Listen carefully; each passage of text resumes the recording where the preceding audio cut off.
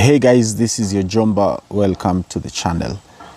On the 8th of August 2026, we witnessed a very lavish traditional wedding ceremony where the President of the Republic of Kenya gave his daughter's hand in marriage to a young Tanzanian tech entrepreneur at his farm in Kilgoris.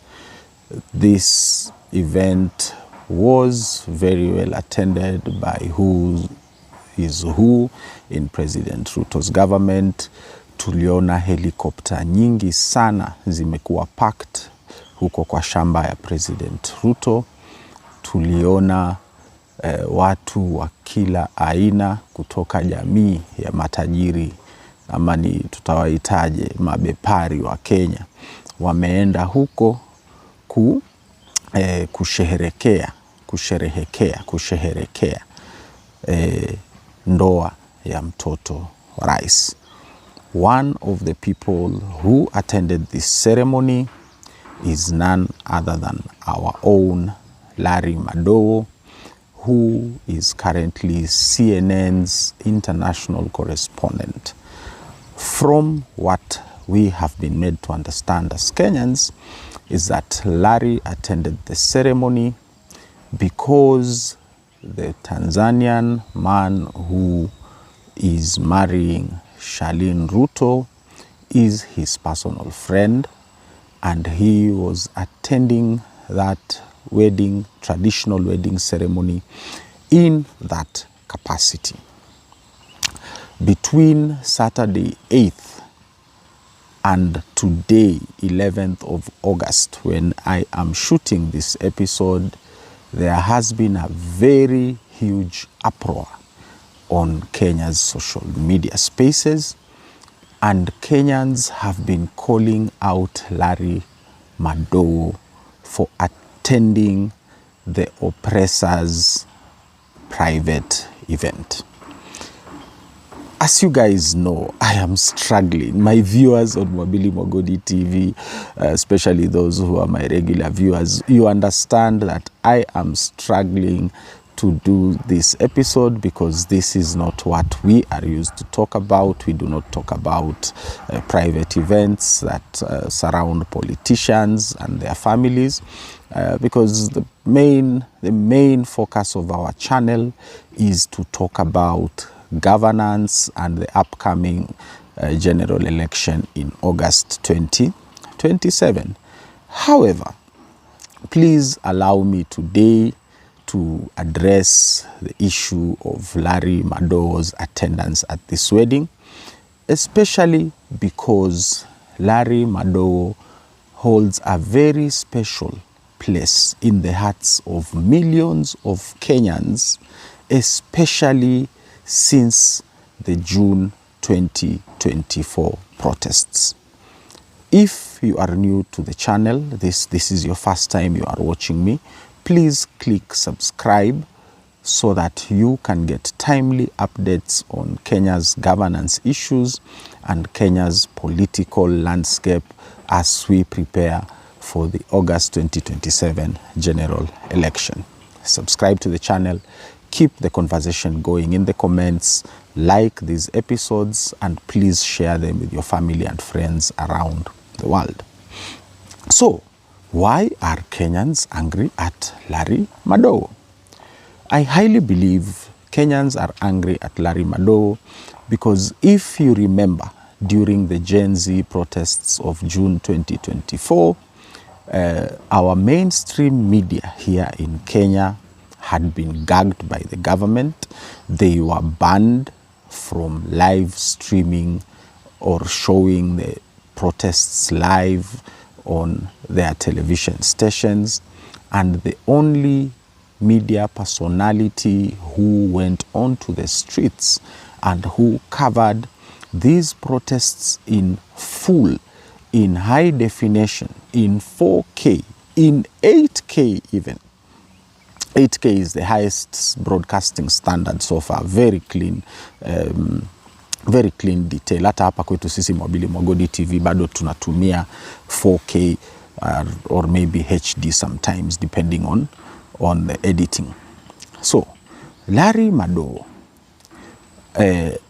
was there when young Kenyans were being shot in the head outside of Parliament by President Ruto's rogue militia. He covered these killings by snipers live.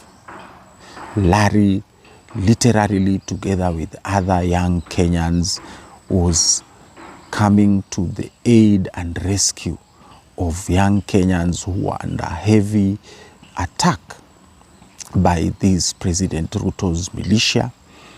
And this coverage of these protests endeared Larry Madowo to the young people of the Republic of Kenya. And even after that, whatever subsequent protests that were held by Kenyans, Larry was always in hand to cover these protests. From wherever he was in the world, Larry would take very expensive flights, last-minute flights, for him to be able to be available to cover these protests live. Maybe I am wrong, but at the same time, maybe I want to tell my viewers that I think Kenyans confused Larry Madowo, the journalist, with Larry Madowo, a protester. Technically, Larry was not a protester. He was covering these events as a journalist. And journalists are trained professionals whose sole job is to bring to you, viewers, on whatever platform it is you watch them from, unbiased coverage of events as they unfold around the world. But at the same time, Larry was not just a journalist during these protests. Larry alikuwa mstari wa mbele kutetea wananchi ambao walikuwa wananyanyaswa kwa mfano na polisi. We have seen time and again during the coverage of those protests, Larry coming to the aid of young Kenyans who were being assaulted by the police. We have seen Larry, for example, like I said earlier, when young Kenyans were being shot by sniper rifles outside Parliament, Larry was in the front lines trying to ask the security forces to stop assaulting, to stop shooting, stop firing live bullets at young Kenyans. So this created a very soft spot for Kenyans inside their hearts for Larry Madowo. So to see him at the wedding, Charlene Ruto, to see Larry Madowo taking pictures with President Ruto, very big smiles. Hadi kuna mtu nimeona kwa mtandao amesema, yani mumesmile hadi meno yote 49 yako nje. And trust me, we only have 32 teeth as human beings. To see Larry Madowo fraternizing with people like Oscar Sudi, with people like Nelson Koech, people like Kipchumba Murkomen. At this event, this thing has created a huge uproar on Kenya's social media space. And I am talking about the social media space I am very familiar with, and this is Twitter. And especially for those of you, my viewers, who are not on Twitter, I am putting up images on the screen, screenshots of tweets from people who have been castigating Larry Madowo, and tweets by Larry Madowo himself as I speak. So you will take your time to go through these tweets to understand the context with which I am trying to present this episode, even though this is not the kind of content we do here on Mwabili Mogodi TV. Believe it or not, Kenyans are extremely angry at Larry Madowo, and the blowback is huge. One of the person who feels extremely betrayed by Larry Madowo's presence at this wedding is one of the biggest YouTubers here we have in Kenya, anaitwa Lynn Ngugi. Lynn Ngugi has really been hurt, kama naweza kusema hivyo. I don't know if we can be hurt by other people's actions out there, but she was extremely hurt by Larry Madowo's presence at the wedding. And this reminds me of another episode we did here when we had the France in Africa Summit here in Kenya, and then the likes of Bien, of Sauti Sol, the likes of Dennis Ombachi were kind of used to sanitize that event, and this led to a very big blowback on Bien himself and Dennis Ombachi, for example. Ilileta vurugu kubwa sana, and I remember we even did an episode on that one, and I think we were talking about perception hacking, like how governments, like, you know, use through their agencies like the National Intelligence Service, use psychological operations, use tools like perception hacking to control the masses, to control the anger of the people and the citizens. And even Bien went ahead to say kitu ambayo alisema kitu like please remind me, my viewers, in the comments, please correct me if I'm wrong, but alisema presence is not submission. I have no idea what that means. I will never really get to understand the full context of what presence does not necessarily mean submission. But Larry's presence at Charlene Ruto's Koito has brought a lot of noise, believe it or not, my viewers. Imeleta vurugu sana. And there is a faction of people who are saying that Charlene Ruto is not her father, okay, which is fine. I mean, Charlene Ruto is truly not her father. That one we agree.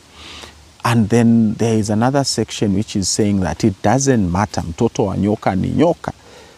Na kama nyoka atakuuma, basi akizaa mtoto, huyo mtoto akikuwa mkubwa atakuuma pia na kudunge sumu. So it is a very big divide. It is a very big debate. It is still going on. Kenyans are still very angry as to Larry Madowo's presence at that wedding. But there is something Larry Madowo has done since Monday, 10th of August. And that is what is now making things even worse for him. Larry Madowo posted a picture of his work profile, which clearly stated that Larry Madowo is a CNN international correspondent.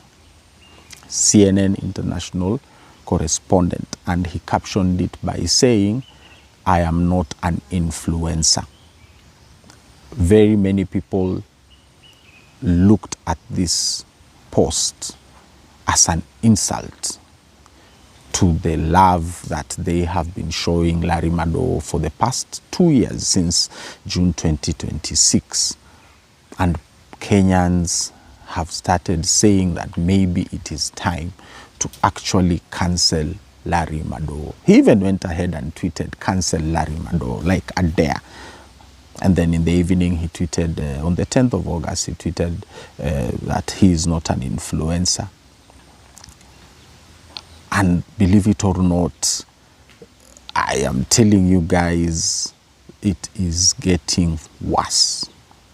In the morning of the 11th of August, which is today, before I came in front of this camera to shoot this episode, and it took me time to even make this decision to shoot this episode and discuss Larry Madowo, he again taunted Kenyans by posting a picture of himself with the groom and Charlene Ruto, and another picture of himself with President Ruto, all smiles, with 2 laughing emojis. What I can say is that we have seen very big and prominent Kenyans on social media since before June 2024. And believe it or not, many of them who have ended up joining President Ruto's camp have suffered greatly on their personal social media pages. Kenyans have done something called cancelling them.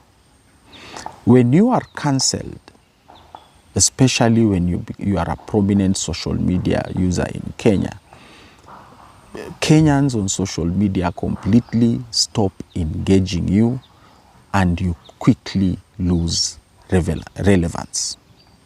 We have seen this with very many young Kenyans who are prominent, people like Morara Kebaso, we have seen people like Kasmol Makoure, we have seen people like Crazy Nairobian, also known as Billy. We have seen people like Osama Otero. We have seen very many young Kenyans being cancelled and losing relevance completely in the national conversation in Kenya just because Twitter has decided that, or Kenyans on Twitter have decided that your time is up. I think, and what something, another thing that people are saying on social media is that no one is above the program.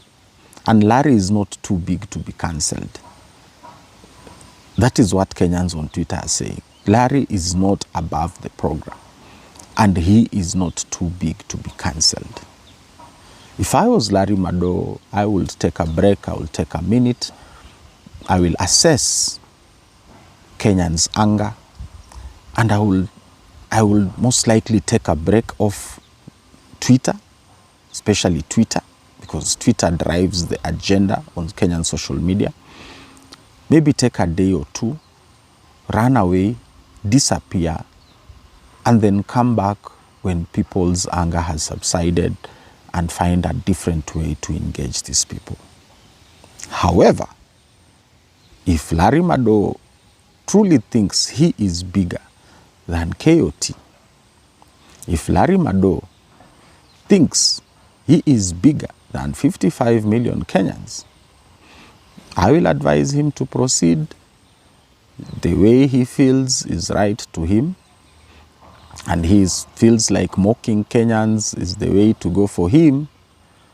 I believe it or not, trust me, I highly believe the people in State House are laughing at him, including President Ruto himself, because right now it looks like Larry is joining him in that cancellation bandwagon.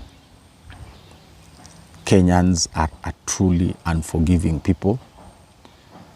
My message to you, Larry Madowo, is you attended that wedding for the sake of your friend. You were not there for President Ruto. Please, there is absolutely no need to continue mocking Kenyans of your presence at that wedding, because you are not above the program. Larry Madowo, you are not beyond cancellation by Kenyans. Larry Madowo, you are who you are because of 55 million Kenyans. Do not forget that. This is your Jomba Mobili Magodi. Thank you very much for your support. As usual, guys, continue supporting this channel however way you can. Share these videos around the world with your friends and family. And I hope to see you again in the next episode. Asanteni sana.